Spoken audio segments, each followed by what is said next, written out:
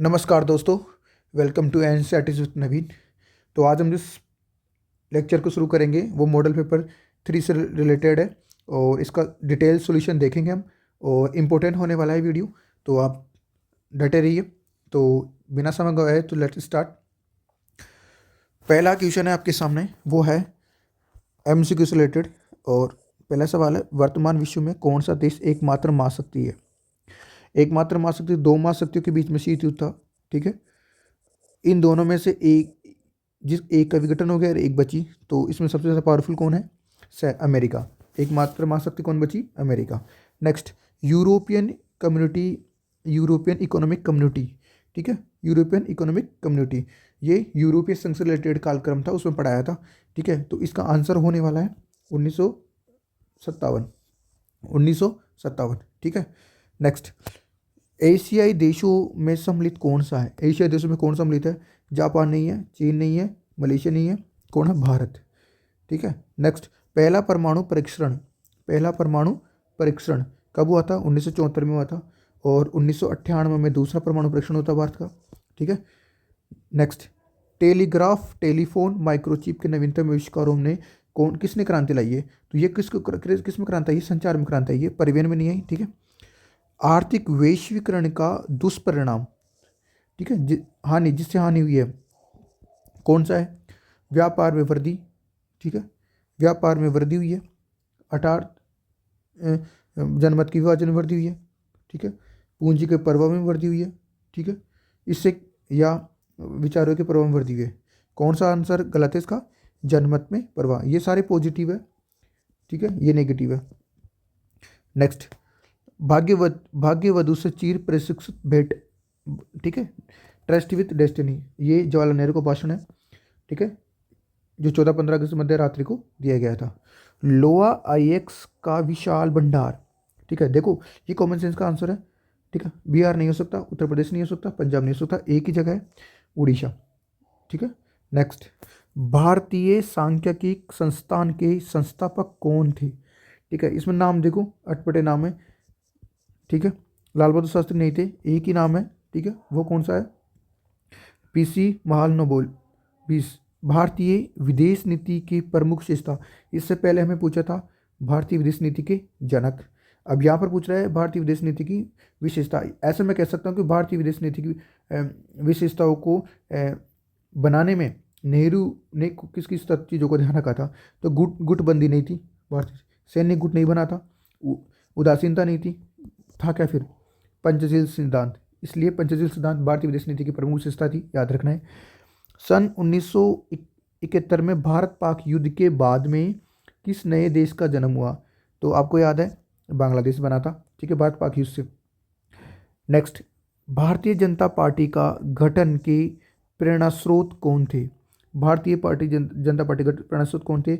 अटल बिहारी वाजपेयी, चंद्रशेखर आजाद, मोरारजी देसाई, जयप्रकाश नारायण। इसका आंसर होगा जेपी नारायण, ठीक है। किस अनुच्छेद के अनुसार भारतीय संविधान द्वारा राष्ट्रीय आपातकाल की घोषणा की जाती है? ठीक है, राष्ट्रीय आपातकाल की घोषणा की जाती है अनुच्छेद 352। और घोषणा कौन करता है? राष्ट्रपति। इससे पहले एक क्वेश्चन आया था ऊपर। नेक्स्ट, किस राज्य में असम गण परिषद सक्रिय है? असम नाम में छुपा हुआ असम में, तो असम ही आंसर होगा। क्लियर हो गया। नेक्स्ट, 1971 में लोकसभा चुनाव में इंदिरा गांधी की कांग्रेस आर को, ठीक है, कांग्रेस आर को कितनी सीटें मिली थी? तो सीधा सीधा आंसर आ रहा है इसका, तो 352, ठीक है। नेक्स्ट, निम्न में से राजनीतिक दलों में से कौन सा नया राजनीतिक दल था? मतलब किसी पॉलिटिकल पार्टी का दर्जा मिला था? आम आदमी पार्टी। आम आदमी पार्टी कब मिला था? 2023 में, ये याद रखेंगे, ठीक है। नेक्स्ट, राजीव गांधी की हत्या कब हुई? राजीव गांधी की हत्या हुई 1991 में, लिट्टे के द्वारा राजीव गांधी की हत्या हुई थी। तमिलनाडु में चुनाव वो कर रहे थे, सभा को संबोधित कर रहे थे, चुनावी सभा को संबोधित कर रहे थे उसमें, ठीक है। भारतीय जनता पार्टी की स्थापना कब हुई? भारतीय जनता पार्टी की स्थापना हुई 1967 में नहीं, 1970 में नहीं, 1977 में नहीं, 1980 में, ठीक है। लाल कृष्ण आडवाणी और अटल बिहारी वाजपेयी के नेतृत्व में, ठीक है। नेक्स्ट, अब देखते हैं खालिस्तान। रूस ने भारत के अंतरिक्ष उद्योग में जरूरत के वक्त, ठीक है, कौन सा इंजन देकर मदद की थी? Cryogenic, cryogenic engine, cryogenic rocket देके मदद की थी। ठीक है, ये याद रखेंगे। क्या देकर मदद की थी? Cryogenic rocket. रूस ने भारत के अंतरिक्ष उद्योग में जरूरत के वक्त क्या देकर मदद की थी? Cryogenic rocket. खालिस्तान के दशक में भारत पाकिस्तान ने परमाणु हथियार और ऐसे हथियारों को एक दूसरे पर दागने की क्षमता वाले मिसाइल हासिल कर लिए थे 1990 के दशक में। 1990 के दशक में इन दोनों ने मिसाइल हासिल कर लिए थे दागने वाले। लीग ऑफ नेशन बनाया किसने? अमेरिका का राष्ट्रपति वुडरो विल्सन। कौन थे? Woodrow Wilson. ये एक्स्ट्रा जानकारी याद रखेंगे। इसके उत्तराधिकारी के रूप में किसकी स्थापना करी थी? यूएनओ की। क्यों करी थी? क्योंकि league of nation first world war की सफल नहीं, उसको रोकने में सफल नहीं हो पाया था, और उन्होंने फिर उसके बाद में एक नया संगठन बना, यूएनओ। ठीक है, नेक्स्ट।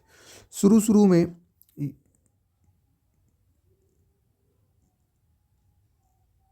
शुरू में जब, ठीक है, खालिस्तान की तकनीकी आई थी तो राष्ट्रवाद के आदर्श लाए थे। तो ये तो सबको याद है, 10th क्लास में पढ़ के आए थे। ये क्या था? छपाई उद्योग, यानी कि मुद्रित क्रांति।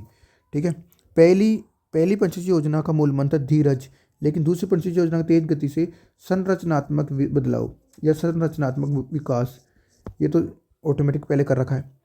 चौधरी चरण सिंह किस पार्टी के थे? ये पार्टी के थे लोकदल। ठीक है, थोड़ा ध्यान रखेंगे अच्छी तरीके से। इन्होंने एक सेंटेंस बोला था जो कि मैंने बता रखा है आपको, कि अगर किसानों मैं आपके लिए आवाज़ नहीं उठाऊं तो समझ लेना मैं बिक गया हूं। ठीक है, बहुत अच्छा सेंटेंस बोला था उन्होंने। नेक्स्ट, सैन्य व्यय यानी कि सैन्य खर्च के हिसाब से जापान का कौन सा स्थान है? कल ही पढ़े थे, 7वां। ठीक है, सैन्य खर्च के मामले विश्व में कौन सा स्थान है? 7वां। यूरोपीय संघ का कौन सा देश संयुक्त राष्ट्र परिषद का स्थायी सदस्य है? ये भी पता है आपको, फ्रांस। ठीक है, नेक्स्ट, इसके बाद में ताशकंद समझौता किन दो देशों के मध्य हुआ था? और इससे पहले क्वेश्चन पूछा था लाल बहादुर शास्त्री की मृत्यु कहाँ हुई थी? ताशकंद में। तो ताशकंद समझौता करने गए थे, वहीं पर उनकी मृत्यु हुई थी। तो भारत और पाक के मध्य कब हुए थे? 1966 में। यह याद रखेंगे, ये लिखना जरूरी है लेकिन ये इतना लिखना जरूरी है। एशियाई देशों में सबसे छोटे देशों के नाम बताइए। तो ये तो कॉमन सेंस की बात है। एक तो भूटान लिख लो, एक नेपाल लिख लो, ठीक है, और या मालदीव लिख लो। नेक्स्ट, वह अंतर्राष्ट्रीय संगठन कौन सा है जो वैश्विक स्तर की वित्त व्यवस्था की देखरेख करता है? तो ये तो सबको ही पता है, IMF है जो विश्व। ठीक है, क्या कौन सा है? अंतर्राष्ट्रीय मुद्रा कोष, इंटरनेशनल मॉनेटरिंग फंड। स्वतंत्रता प्राप्ति के समय कांग्रेस के प्रभावशाली नेताओं के नाम बताओ। ठीक है, स्वतंत्रता प्राप्ति के समय कांग्रेस के बहुत सारे हैं, आपको नाम लिख लेना है मोटे मोटे। एक तो नेहरू, ठीक है, अंबेडकर साहब, ठीक है, और जगजीवन राम जो श्रम मंत्री थे, जगजीवन राम। ठीक है, और प्रसाद, डॉक्टर राजेंद्र प्रसाद। ठीक है, सी राजगोपालाचारी। नेक्स्ट, संविधान सभा का निर्माण कब हुआ था? 26 नवंबर 1949 को संविधान अंगीकृत हुआ था, संविधान को बनाया गया था। ठीक है, लागू कब हुआ था? 26 जनवरी 1950 को। नियोजन की आवश्यकता क्यों है? यहाँ पर ये पूछ रहा है नियोजन की आवश्यकता क्यों है। सिंपल बात बोलूँ तो ध्यान रखेंगे, समाज की उन्नति तभी होगी जब समाज का आर्थिक और सामाजिक विकास होगा। तो नियोजन की आवश्यकता है। ठीक है, नियोजन की आवश्यकता है आर्थिक प्लस सामाजिक स्तर पर विकास हो। ठीक है, ध्यान रखेंगे। नेक्स्ट, पश्चिमी मुल्कों में यानी कि पश्चिमी देशों में किस वजह से पुरानी संरचनात्मक व्यवस्था टूटी और पूंजीवाद और उदारवाद को अपनाया गया? एक ही रीज़न है, वहाँ पर होने वाला आधुनिकीकरण,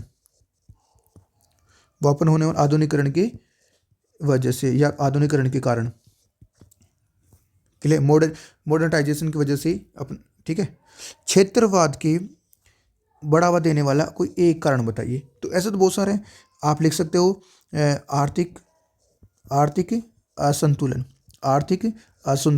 ठीक है, असमानता। ठीक है, ठीक, क्लियर हो गया, विकास में कमी वगैरह वगैरह। ठीक है, नेक्स्ट क्वेश्चन 11वां, भारत में गठबंधन की राजनीति की शुरुआत कौन से दशक में हुई थी? आपको याद है 1989 में गठबंधन सरकार बनी थी। इससे पहले क्वेश्चन किया था, राष्ट्रीय मोर्चा सरकार बनी थी जनता भाजपा और वाम मोर्चा के लिए। और ये कौन सा दशक था? 1990 का दशक। आंसर क्या होगा? 1990। राजनीतिक दलों की आवश्यक तत्व कौन सी है? राजनीतिक दलों में आवश्यक तत्व क्या है? राजनीतिक संगठित व सामान्य सिद्धांतों में एकता रखते हैं। सामान्य सिद्धांतों में क्या रखते हैं? एकता। सामान्य सिद्धांतों में एकता रखते हैं। आई होप कि आपको वीडियो अच्छा लग रहा होगा, पर्सन समझ में आ रहे होंगे किस तरीके से सोल्व करना है चीज़ों को।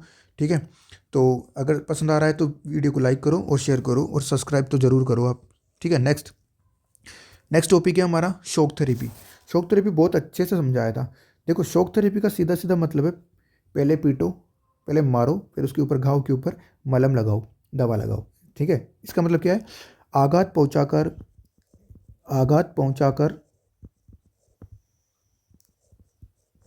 उपचार करना। आघात पहुंचाकर उपचार करना। Is it clear? मतलब किससे उपचार करना? ठीक है, शीत युद्ध काल के दौरान यूरोप की सोवियत संघ की अर्थव्यवस्था 23वें सोने के प्लान में पूरी तरीका कगार पर थी। तो सोवियत संघ के विघटन के बाद में सोवियत संघ ने पूंजीवादी देशों की तरफ, पूंजीवादी व्यवस्था की ओर रुख किया। पूंजीवादी व्यवस्था के रूप में क्या होता है कि वो सरकारी स्वामित्व को खत्म करके निजी स्वामित्व को बढ़ावा देते हैं, मुक्त व्यापार को बढ़ावा देते हैं, वित्तीय खुलापन को बढ़ावा देते हैं, मुद्रा की आसानी से अदला बदली को बढ़ावा देते हैं। क्या मेरी बात समझ में आ रही है? इसका मतलब हो गया कि रूस में वित्तीय खुलापन को बढ़ावा दिया गया। ठीक है, रूस में मुक्त व्यापार को बढ़ावा दिया गया। ठीक है, मुद्रा की अदला बदली की गई, यानी कि परिवर्तनीयता। ठीक है, ये तो किया गया ही, साथ में ठीक है, साथ में संपत्ति के स्वामित्व पर कौन सा स्वामित्व पर जोर दिया गया? निजी स्वामित्व। ठीक है, हो गया क्लियर? ठीक है, इसके साथ साथ कुछ और काम किए कि वो स्लो चेंज पर बल नहीं देते थे। जो स्लो चेंज पर बल नहीं देते थे, उन्हें चाहिए फास्ट चेंज। ठीक है, फास्ट चेंज कर कर समाज, ठीक है, अर्थव्यवस्था में फास्ट चेंज करके उन्होंने अर्थव्यवस्था को लोगों के ऊपर थोप दिया। इन सुधारों को जनता के ऊपर क्या कर दिया? थोप दिया। थोड़ा ध्यान रखेंगे। खाद्यान्न उत्पादन में कमी का कोई एक कारण बताइए। खाद्यान्न उत्पादन में कमी का कोई एक कारण, आपको 3-4 बता देंगे। ठीक है, खाद्यान्न उत्पादन में कमी का कारण है जलाशयों की कमी अर्थात सिंचाई की कमी। ठीक है, दूसरा कारण लिख देंगे कि उपजाऊ जमीन की कमी हो रही है। ठीक है, रासायनिक बीजों की, रासायनिक खादों की वजह से। ठीक है, उपजाऊ मृदा की कमी। ठीक है, हो गया। नेक्स्ट, भारत और श्रीलंका की 2 समान विशेषता बताइए। तो पहली विशेषता है लोकतांत्रिक, दोनों में लोकतांत्रिक शासन प्रणाली है। लोकतांत्रिक शासन अर्थात लोकतंत्र दोनों में। ठीक है, दोनों ही ब्रिटेन के अधीन थे, यानी कि ब्रिटेन के अधीन थे, उसी से आज़ाद हुए थे। भारत आज़ाद हुआ था 1947 में और श्रीलंका आज़ाद हुआ था 1948 में। याद रहेगा? ठीक है, प्रति सम्मेलन पर एक संक्षिप्त टिप्पणी कीजिए। प्रति सम्मेलन क्या था? बहुत नॉर्मल सा है। प्रति सम्मेलन हुआ था जून 1992 में। जून 1992 कहाँ हुआ था? रियो डियो जेनेरियो। कौन सा देश था? ब्राज़ील। ठीक है, और लगभग इसमें 178 देशों ने भाग लिया था। ठीक है, और हुआ क्यों था? ठीक है, हुआ क्यों था? याद करो थोड़ा सा, कि पर्यावरण और उसके विकास से जुड़े हुए मुद्दों पर बातचीत करने के लिए, अर्थात पर्यावरणीय चिंता को लेकर हुआ था। क्लियर हो गया यहाँ तक? नेक्स्ट, आपकी किताब में 170 भी दे रखा है, लेकिन इसका रियल फैक्ट है 178 देशों ने भाग लिया था। आप इतना याद कर सकते हैं। ठीक है, नेक्स्ट, उपनिवेशवाद से आप क्या समझते हैं? उपनिवेशवाद से क्या समझते हैं? आप एक ध्यान रखें, एक पावरफुल कंट्री यानी कि एक शक्तिशाली राष्ट्र, एक शक्तिशाली देश अपनी सैन्य ताकत से, अपनी सैन्य आर्थिक ताकत से छोटे देशों के संसाधनों पर कब्जा कर लेता है। इसे ही उपनिवेशवाद कहा जाता है। एग्जाम्पल लिख सकते हो, ब्रिटेन ने किस पर किया था? भारत पर। इसका ठीक है, भारत के संसाधनों पर अधिकार किया था। ठीक है, 1960 के दशक में कांग्रेस प्रणाली की पहली बार चुनौती क्यों मिली? कांग्रेस प्रणाली को पहली बार चुनौती क्यों मिली थी? क्योंकि उन्हें चुनौती मिली थी, वो था विपक्ष की चुनौती का सामना करना पड़ा था उन्होंने। मतलब क्या है? सारे के सारे विपक्षी दल एक हो गए थे। ठीक है, विपक्षी चुनौती का सामना करना पड़ा था। ये है इसकी मेन लाइन क्लियर हो गया। पहली चुनौती तो ये हो गई। दूसरी बात है कि कांग्रेस के अंदर की भी चुनौती, यानी कि अंदरूनी चुनौती, अंदरूनी चुनौती, आंतरिक गुटबाजी। अंदरूनी चुनौती का मतलब क्या हो? आंतरिक गुटबाजी। क्या मेरी बात समझ में आ रही है? मतलब इसका मतलब है, हम समझ सकते हैं कि कांग्रेस के अंदर किसकी कमी थी? सामंजस्य की, आपसी विश्वास की कमी थी। आपसी विश्वास की क्या थी? अभाव। आपसी विश्वास का क्या था? अभाव था। क्लियर हो गया। नेक्स्ट, लाल बहादुर शास्त्री के सामने हो रही दो चुनौतियों का बताइए। लाल बहादुर शास्त्री लाल बहादुर शास्त्री जब पीएम थे उस टाइम में, उनके टाइम पीरियड में दो चुनौतियाँ थी। पहली थी देश के सामने आर्थिक संकट। ठीक है, आर्थिक संकट, आर्थिक संकट में हम काउंट करेंगे कृषि उत्पादन में कमी, कटे खाद्य खाद्य या खाद्यान्न उत्पादन में कमी, हम कह सकते हैं अनाज में कमी। दूसरी चुनौती थी, वो था कि 1962 में जब चीन और भारत युद्ध हुआ था, उसमें भारत की हार हुई और उससे देश का मनोबल नीचे हो गया। ठीक है, और सीमाओं पर तनाव बढ़ा, सीमाओं पर तनाव बढ़ा। ठीक है, तीसरी चुनौती हम कह सकते हैं जनता का मनोबल टूटा, जनता का मनोबल टूटा। क्लियर हो गया? थोड़ा ध्यान रखेंगे। नेक्स्ट हमारे सामने क्वेश्चन है, आपातकाल की घोषणा के साथ राजनीति में क्या बदलाव हुए? तो तुम मुझे बताओ, जब भी कोई देश में आपातकाल लगेगा तो क्या बदलाव होगा? आपातकाल लगते ही राज्यों की शक्ति किसके हाथ में चली जाएगी? केंद्र के हाथ में। ठीक है, इसका मतलब होगा शक्तिशाली कौन बन जाएगा? केंद्र। फिर वो अपनी मनमानी करेगा। ठीक है, इंदिरा गांधी ने राष्ट्रीय आपातकाल घोषित करके, ठीक है, क्या याद आ रहा होगा आपको? ठीक है, तो इसको थोड़ा सा इसको समझाने की जरूरत नहीं है, ये तो कॉमन सेंस का सवाल है। ठीक है, अगर फिर भी आप चाहो तो कर सकते हैं कि इसमें राष्ट्रीय आपातकाल के सारी फंडामेंटल राइट्स खत्म हो जाते हैं 1920 को छोड़कर। मौलिक अधिकारों पर रोक लगाइए, मौलिक अधिकारों पर रोक। ठीक है, मौलिक अधिकारों पर रोक। ठीक है, नेक्स्ट, केंद्र का अधिक शक्तिशाली होना। क्या क्या मैं समझ पा रही है मेरी बात? नेक्स्ट, संघीय ढांचा मजबूत हो जाता है राज्य की तुलना में। नेक्स्ट, भारत के क्षेत्रवाद के उदय के दो कारण बताए। भारत में क्षेत्रवाद उदय क्यों हुआ था? ठीक है, तो किताब के अकॉर्डिंग हम बात करें तो एक तो भाषावाद और एक बात करते हैं जातिवाद। इसके अलावा भी मैं और करवा देता हूँ, आर्थिक असंतुलन। ठीक है, आर्थिक असंतुलन, आर्थिक असंतुलन, और हम कह सकते हैं विकास में कमी। ठीक है, असमानता। क्लियर हो गया? आराम से कर लोगे आप। ठीक है, भाषावाद में हम देख सकते हैं कि राज्य भाषा के आधार पर अलग होने की मांग करते हैं, जैसे तमिलनाडु हिंदी भाषा का विरोध करता है वो। ठीक है, आर्थिक असंतुलन, देश में अमीर और गरीब की खाई बढ़ती है। ठीक है, हिंसात्मक घटनाएं होती है। विकास में कमी।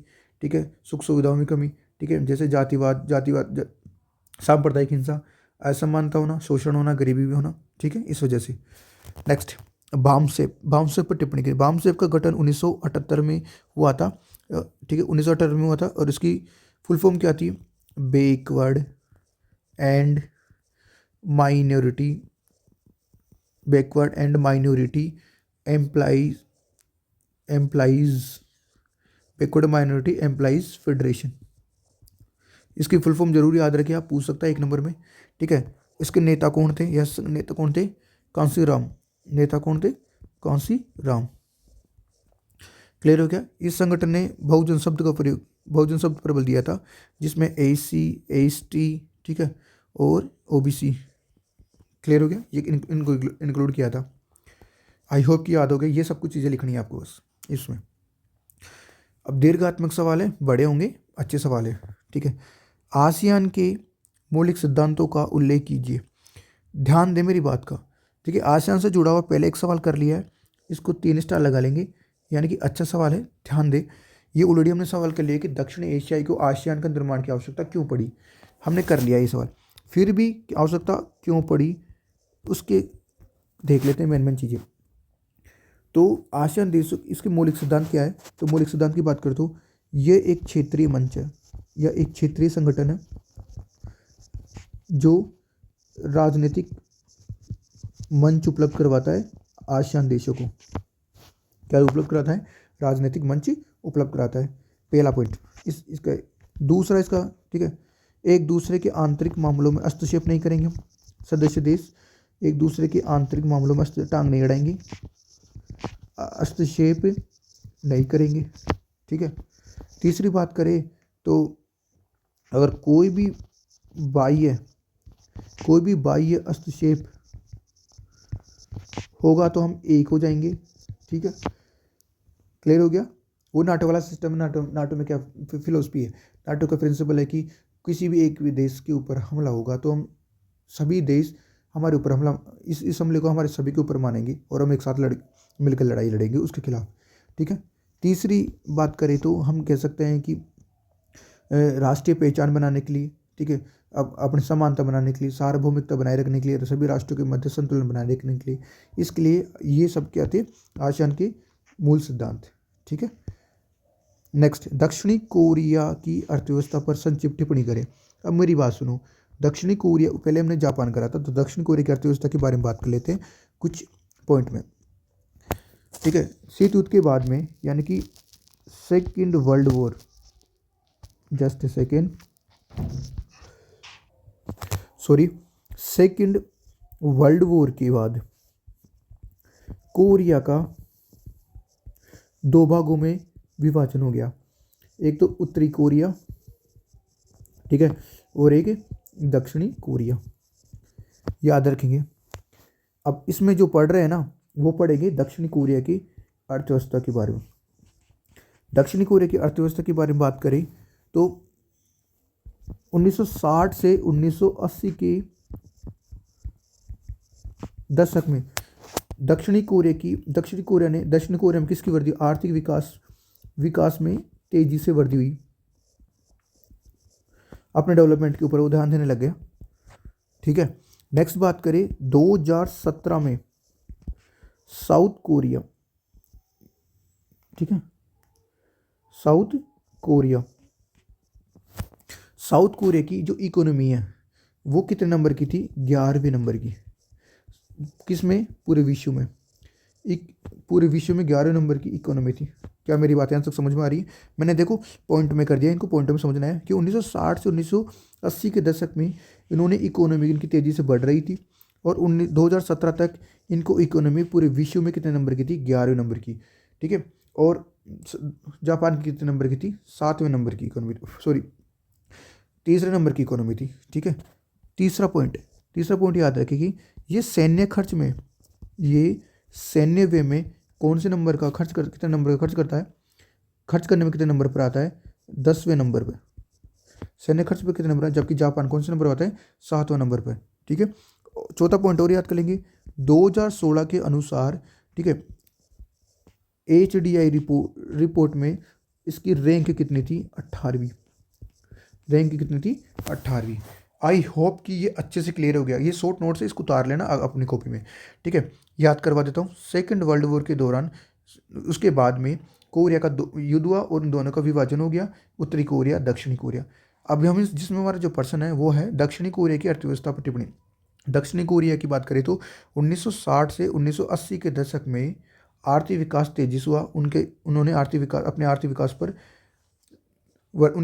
पर बल दिया, ठीक है। नेक्स्ट, 2017 में साउथ कोरिया की विश्व में कौन सी रैंक थी? 11वीं अर्थव्यवस्था के मामले में। और सैन्य खर्च के मामले में कौन सी रैंक है? 10वीं रैंक है, 10वीं, ठीक है। और एक और डेटा याद रखना, 2016 में HDI रिपोर्ट के अनुसार इनकी रैंक थी 18वीं। अच्छे से याद रखना, क्लियर हो गया? मतलब अच्छी इकोनॉमी थी, ठीक है, विश्व स्तर पर। नेक्स्ट बात करते हैं, नेक्स्ट हमारे सामने जो पॉइंट है, पर्यावरण की रोकथाम के 4 उपाय, यानी कि जो पर्यावरण प्रदूषण हो रहा है उसकी रोकथाम के 4 उपाय बताना है, ठीक है। मैंने कई बार क्लास में कहा है, जो कारण होता है उसको उल्टा कर लिया करो उपाय, ठीक है। फिर भी मैं करवा देता हूँ, ठीक है। तो सबसे पहले हमें क्या करना चाहिए?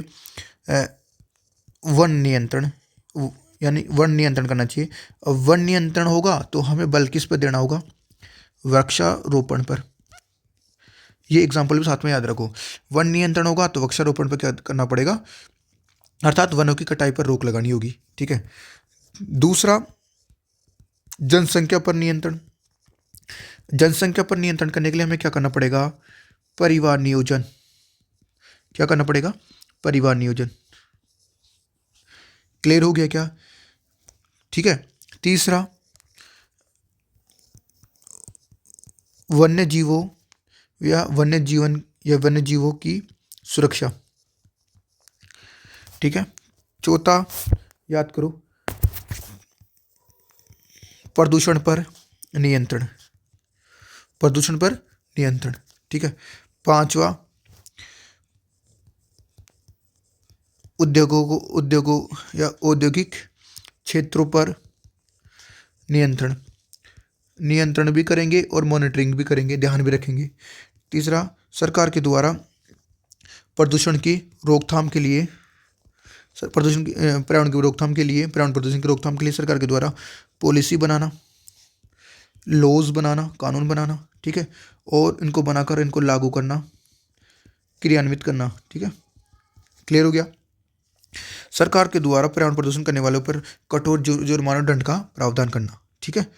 आई होप कि मैंने आपकी जो बुक्स है उससे ज़्यादा ही बता दिया, लेकिन ये 3 नंबर का क्वेश्चन है, कम से कम आपको 4 पॉइंट लिखने हैं, ताकि और साथ में ये भी बताना है एक एक एग्जाम्पल देके। ठीक है। उससे एग्जामिनर पर अच्छा प्रभाव, आपकी कॉपी का एक प्रभाव पड़ेगा अच्छे से एग्जामिनर पर। ठीक है। नेक्स्ट है पर्यावरण प्रदूषण के लिए उत्तरदायी 4 कारण। उसका उल्टा कर लिया, या तो पॉजिटिव है या नेगेटिव है। अब मैं आपको बताऊं, पर्यावरण प्रदूषण के रोकथाम के उपाय वही है जो कारण है। उपाय का उल्टा कर लो, प्रदूषण के कारण बन जाएंगे। भूमि का निम्नीकरण बढ़ना, जल प्रदूषण बढ़ना, वायु प्रदूषण का बढ़ना। ठीक है। आंतरिक प्रवाह में ठीक है, जनसंख्या में वृद्धि होना, वनों की कटाई होना। ठीक है। ये सब इसी कारण है, ये हो जाएगा इजिली। ठीक है। नेक्स्ट, वैश्वीकरण के 4 प्रमुख कारणों का वर्णन कीजिए। मैं 4 प्रमुख कारणों को थोड़ा समझाने की कोशिश करूंगा। ठीक है। आपको समझना है। पहला, वैश्वीकरण का कारण हम किससे जोड़कर देखेंगे? प्रौद्योगिकी से। ठीक है। दूसरा, हम कारण जोड़ देखें वैश्वीकरण से, क्या विश्वव्यापी क्या होता है? जुड़ाव। ठीक है। विश्वव्यापी जुड़ाव होता है। तीसरा, हम देखेंगे आर्थिक प्रभाव। तीसरा क्या देखेंगे? आर्थिक प्रभाव। और जो चौथा देखेंगे वो है साम्यवादी गुट का पतन। साम्यवादी गुट का पतन।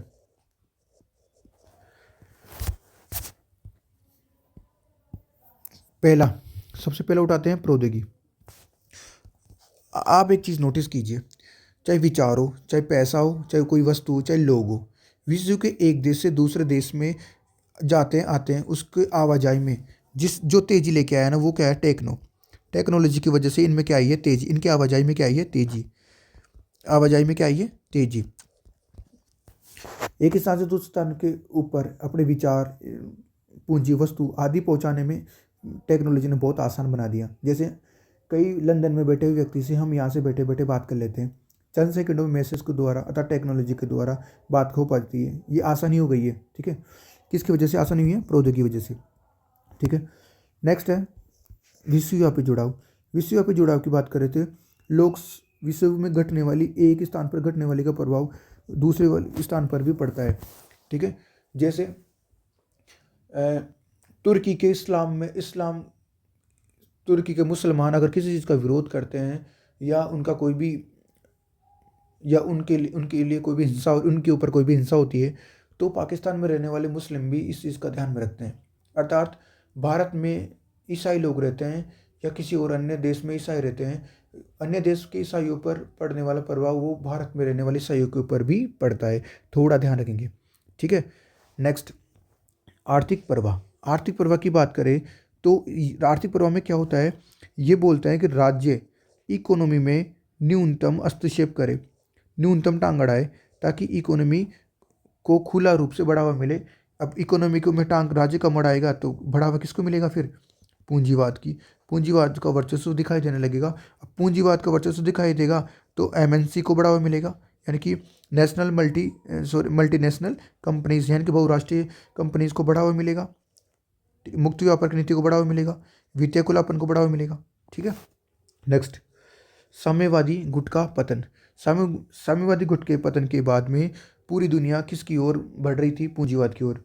पूंजीवाद की, इसी प्रकार से आप ध्यान दो, रूस ने 1991 सोवियत संघ के विघटन के बाद रूस ने 1991 के बाद में जिस व्यवस्था की ओर झुकाव किया था ना, तो वो था पूंजीवादी व्यवस्था। उसके अधिकतर देशों ने पूंजीवादी व्यवस्था की ओर झुकना शुरू कर दिया था। ठीक है। और इसी का एग्जाम्पल हमने शॉक थेरेपी देखा था। आई होप कि आपको ये समझ में आया होगा। ठीक है। नेक्स्ट टॉपिक है हमारे सामने, वो है आर्थिक वैश्वीकरण की प्रक्रिया। ये ऑलरेडी हमने कल कर लिया, ये रिपीटेड है क्वेश्चन। ठीक है, थोड़ा ध्यान देंगे। इस वैश्वीकरण वाले चैप्टर से 3-3 नंबर के सवाल आ रहे हैं, तो आपको थोड़ा सा गौर करना है इस टॉपिकों के ऊपर। ठीक है। नेक्स्ट, इसकी विशेषता लिखवा रहा है, वैश्वीकरण की विशेषता लिखवा रहा है आर्थिक वैश्वीकरण की। ठीक है। आर्थिक वैश्वीकरण किसे कहते हैं? आर्थिक प्रभाव में तेजी या आर्थिक प्रभाव होना आर्थिक वैश्वीकरण कहलाता है। अब हम जिस टॉपिक के बारे में बात करते हैं वो है भारत के पड़ोसी देशों के प्रति भारत की क्या नीति रही है, संक्षेप में बताइए। ठीक है। भारत ने हमेशा अपने पड़ोसी देशों के बीच में मित्रतापूर्ण व्यवहार किया है। कैसा व्यवहार किया है? मित्रतापूर्ण व्यवहार किया है। भारत हमेशा से अपने देशों के साथ फ्रेंडली संबंध बनाने पर जोर देता है। अब फ्रेंडली संबंध बनाएगा, इसका मतलब है भारत किस संबंधों पर जोर देता है? मधुर संबंधों पे। मधुर संबंध का है अच्छे संबंध बनाए रखने पर क्या करता है वो? हमेशा से जोर देता आया है। और मधुर संबंध बनाएगा तो भारत के पड़ोसी देश का संबंध अच्छे बनेंगे समय समय पर। ठीक है। और ध्यान देंगे, इसी का एग्जाम्पल हम देख सकते हैं सार्क। ठीक है। सार्क संगठन बना मधुर संबंधों में। ठीक है। भारत अपने पड़ोसी देशों के विकास पर ही बल नहीं देता है, ध्यान रखेंगे। वो दक्षिणी एशिया और उसके विकास पर, उसके अधिक विकास पर बल देता है। दक्षिण एशिया और उस अधिक विकास पर क्या देता है? जोर देता है। हमेशा उसके संबंध पड़ोसी देशों को लेकर बहुत मधुर रहते हैं। ठीक है। अगर किसी के साथ संबंध बिगड़ भी जाते हैं तो भारत हमेशा राउंड टेबल पर बात करता है कि वार्तालाप को बढ़ावा देने की बात करता है लड़ाई झगड़ों की तुलना में। एक्सेप्शनली पाकिस्तान, भाई ये थोड़ा सा अलग है मामला। बाकी कोई भी मतभेद हो जाते हैं ना पड़ोसी देशों के साथ, तो भारत वार्ताओं को बढ़ावा देता है। किसको बढ़ावा देता है? वार्ता को, बैठ कर बातचीत करने पर बल देता है ज़्यादा। ठीक है। नेक्स्ट क्या है? भारत और पाकिस्तान के मध्य तनाव के 4 कारण बताइए। ये ऑलरेडी आप जानते हो, मैं पॉइंट लिख देता हूँ। कश्मीर समस्या, ठीक है, कश्मीर समस्या हो गई। ठीक है। और आतंकवाद हो गया। ठीक है। तीसरा हो गया सीमा विवाद हो गया। ठीक है। घुसपैठ हो गया चौथा। आपको कितने समझाने हैं? 3 समझाने हैं अच्छे से, लेकिन आप 4 भी लिख सकते हो बहुत अच्छे से। ठीक है। नेक्स्ट निबंधात्मक सवाल है हमारे सामने। यह है सुरक्षा के मंडराते हुए अपारंपरिक खतरे से निपटने के लिए क्या कदम उठाए गए? तो अपारंपरिक खतरों से निपटने के लिए क्या क्या? पहली बात तो हमें ये पता होना चाहिए सुरक्षा की अपारंपरिक खतरे होते कौन से हैं। तो पहला मैं लिख देता हूँ यहाँ पर, जो है कि आतंकवाद। ठीक है। महामारियाँ। ठीक है। और वैश्विक तापमान है तापन। ठीक है। वैश्विक निर्धनता यानी कि गरीबी। ठीक है। वैश्विक असमानता। ठीक है। और मानवाधिकारों का हनन। क्या मैं तो समझा? ये सारे क्या है? अपारंपरिक खतरे हैं ये। अब प्रश्न पूछा है अपारंपरिक खतरे से निपटने के उपाय कैसे करोगे? पहली बात तो ध्यान रखो, इन सब चीज़ों के लिए एक देश तो सोल्व नहीं कर सकता, तो विश्व के देशों के मध्य सहयोग एक दूसरे का क्या करेंगे?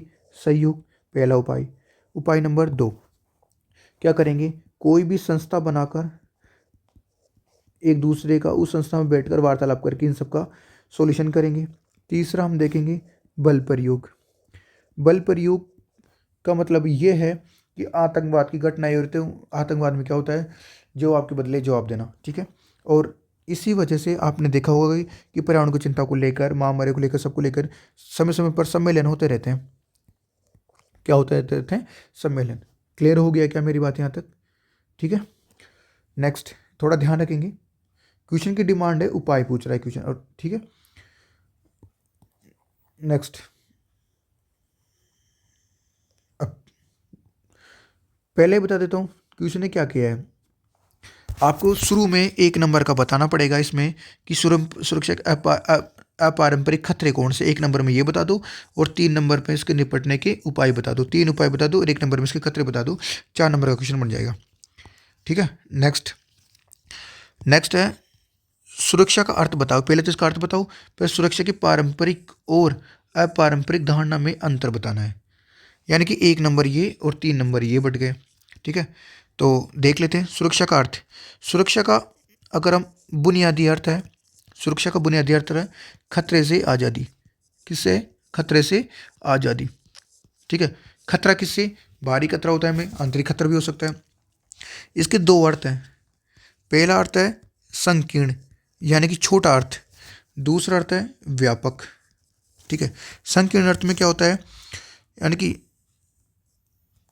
प्रत्येक समाज में लोग क्या करते हैं? लोगों के मूल्य, ठीक है, लोगों के मूल्य अलग अलग होते हैं। इन सब का बचाव करना ही सुरक्षा है। इन सब का बचाव करना ही क्या है? सुरक्षा है। क्या मैं यहाँ तक समझ आ रहा हूँ? दोबारा बोल देता हूँ। समाज में प्रत्येक मनुष्य की सोच और मूल्य अलग अलग होते हैं। इन मूल्यों को बचाने का प्रयास किया जाता है। इसे ही क्या कहा जाता है? संकीर्ण सुरक्षा। ठीक है। दूसरा, व्यापक दृष्टि से। व्यापक दृष्टि की बात करें तो ऐसे बड़े गंभीर खतरों से हैं जिन्हें रोकने के उपाय नहीं किए गए तो देश की क्षेत्रीय अखंडता,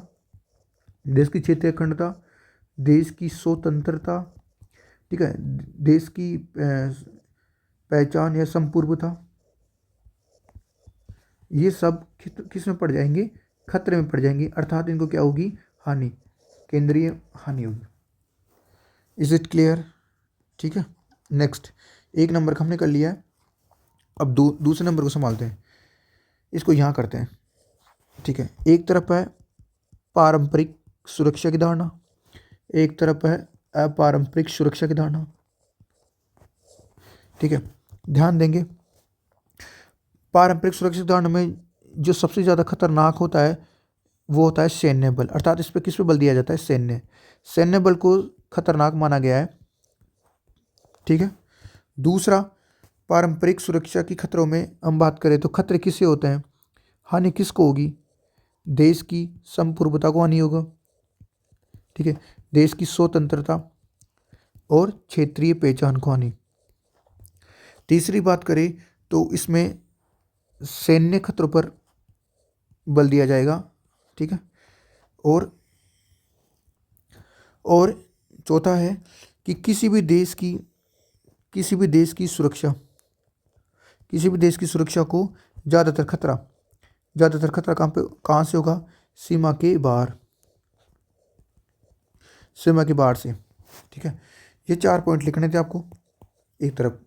अपारंपरिक में, ठीक है, अपारंपरिक में आप अगर ध्यान दो तो सैन्य खतरे तो शामिल होते ही हैं, तो उसमें मानवीय प्लस सैन्य दोनों खतरे आते हैं इसमें। ठीक है, पहला। दूसरा ध्यान रखेंगे, ठीक है, इसमें ज़्यादा खतरा किस पे होता है? मानवता पर। ठीक है।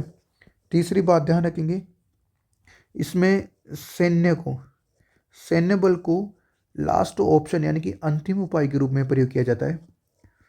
कैसे? अंतिम उपाय प्रयोग किया जाता है। चौथा ध्यान रखेंगे, सामान्य वातावरण तैयार होता है इसमें। अर्थात पारंपरिक धारणा में खतरा सामान्य होता है। ठीक है। और हम बात करें तो एक और ध्यान रखें, इसमें संपूर्ण मानवता को ध्यान में रखा जाता है। संपूर्ण मानवता की सुरक्षा को ध्यान में रखा जाता है। क्लियर हो गया? ऑलरेडी मैंने क्लास में ये अच्छे से करवा दिया है, लेकिन आप फिर भी ध्यान रखेंगे थोड़ा सा एक्स्ट्रा। ठीक है। दोनों क्वेश्चन हो गए इंपॉर्टेंट है, ये दोनों इस साल के लिए बहुत ज़्यादा इंपॉर्टेंट होने वाले। ठीक है। नेक्स्ट करते हैं भाषा के आधार पर राज्यों के पुनर्गठन की मांग। भाषा के आधार पर राज्यों के पुनर्गठन की मांग को ऑलरेडी नोट्स में भाषा के आधार पर पुनर्गठन की मांग की समस्या। भाषा के आधार पर, ठीक है, भाषा के आधार की बात करें तो निम्न भाषा के आधार पर राज्यों के पुनर्गठन से राजनीतिक क्षेत्र में गंभीर समस्या की, ठीक है, राजनीतिक भारतीय राजनीति में गंभीर समस्या उत्पन्न हो जाती है। कई राज्यों के लोग अपनी भाषा के आधार पर नए राज्य की क्या करने लग जाते हैं, मांग। भाषा के आधार पर नए राज्यों की क्या करने लग जाते हैं, मांग। फिर इसी को ध्यान में रखकर लोगों द्वारा गंभीर आंदोलन किए जाते हैं। भाषा के आधार पर लोग आंदोलन करते हैं कि हमें भाषा के आधार पर नए राज्य बना दो। फिर इससे सरकार परेशान होकर नए नए राज्य विघटित करती है, ठीक है। पहला आंध्र प्रदेश याद होगा, मैं यहाँ पर सीधे लिखता हूँ। 1960 में बॉम्बई को दो भागों में तोड़ा, ठीक है, एक जिससे बना, एक तो महाराष्ट्र बना और एक गुजरात बना। 1963 की बात करें तो नागालैंड बना, ठीक है, ठीक है। 1972 की बात करें तो आपकी मेघालय बना, ठीक है। क्या हो रहा है, समझ में आ रहा है आपको, ठीक है। नेक्स्ट, 1987 में मिजोरम बना। 2000 में उत्तराखंड, छत्तीसगढ़, झारखंड बना। और 2 जून 2014 को तेलंगाना बना, ठीक है। इसी आधार पर भाषा, इसके बावजूद भाषा के आधार पर जम्मू कश्मीर में, ये एक मैं कुछ एग्जांपल लिख देता हूँ, उसको थोड़ा ध्यान में रखेंगे। उसी आधार पर भाषा के आधार की बात करें तो भाषा के आधार पर कुछ अन्य एग्जाम्पल और है, जैसे जे एन के में डोगरालैंड, ठीक है। वेस्ट बंगाल में गोरखा राज्य, ठीक है। और एक और था गुजरात में कच्छ राज्य, ठीक है। मध्य प्रदेश विदर्भ की मांग, मध्य प्रदेश में विदर्भ राज्य की मांग भाषा के आधार पर, ठीक है। भाषाई क्षेत्रवाद की यह पहचान देश की राजनीतिक और क्षेत्रीय एकता पर निरंतर हमेशा खतरा मंडराता रहता है। दूसरा सवाल है हमारे सामने, और वो ये है, रजवाड़ों के संदर्भ में सहमति पत्र क्या था। मणिपुर विलय, पहले हमसे हैदराबाद पूछा है, मणिपुर पूछ रहा है यहाँ पर। 3 नंबर का ये, 1 नंबर का ये, थोड़ा ध्यान रखेंगे, ठीक है। आज़ादी के बाद तुरंत अंग्रेजों के शासनकाल ने घोषणा की थी कि मतलब भारत पर ब्रिटिश प्रभुत्व के समाप्त होते ही रजवाड़े भी स्वतंत्र रह सकते हैं, या दोनों देशों में से किसी एक देश का साथ हो सकते हैं, ठीक है। ये किसके ऊपर छोड़ दिया, राजा, उनके देश से रियासतों के राजाओं के ऊपर छोड़ दिया ये डिसीजन कि आप स्वतंत्र रहना चाहते हो या मिलना चाहते हो, ठीक है। फिर इसी बीच में इसे दूसरा नाम दिया गया है, instrument of accession, instrument of accession, ठीक है, जिसे शॉर्टकट में बोलते हैं IOA, ठीक है। ये क्या है, इस पर कोई भी हस्ताक्षर करेगा, रजवाड़े भारतीय संघ में अंग बनने के लिए हस्ताक्षर करते हैं। भारतीय संघ का हिस्सा बनने के लिए देशी रियासतों ने इस पर साइन किया था, तो उसी टाइम से भारत का उसको हिस्सा मान लिया गया था। मणिपुर विलय आपके ऑलरेडी नोट्स में ढंग से कर लेंगे। फिर भी मैं पॉइंट बोल लेता हूँ कि वहाँ पर भारत सरकार और मणिपुर सरकार के बीच में समझौता हो रखा है, और उस टाइम मणिपुर का राजा बोध चंद्र सिंह था, ठीक है। और वहाँ पर पहली संवैधानिक राजतंत्र की स्थापना हुई थी, जून 1948 में चुनाव हुए थे, और मणिपुर में संवैधानिक राजतंत्र कायम रहा, ठीक है। भारत का पहला राज्य था जहाँ सार्वभौमिक वैक्स मताधिकार आधार पर चुनाव हुए थे, ठीक है। आपको याद आ रहा होगा, पिक्चर क्लियर होगी, ठीक है। हो गए निबंधात्मक क्वेश्चन। अब हम मैप कर लेते हैं। मैप में Uzbekistan, Moldova, Azerbaijan, Iraq, Kazakhstan, Albania, Bulgaria, France. तो फटाफट देख लेते हैं, ठीक है। उज्बेकिस्तान तो यहाँ पर है, ठीक है। और यहाँ पर है मोल्दोवा, ठीक है। अजरबैजान यहाँ पर है, ठीक है। और इराक, यहाँ पर है, ठीक है। इसके अलावा कजाकिस्तान, अल्बानिया, बुल्गारिया, ठीक है। तो फ्रांस, ठीक है, सॉरी, ठीक है, अल्बानिया और कजाकिस्तान हो गए। आई होप कि आपको समझ में आया होगा, आप पेपर को अच्छे से सोल्व करो।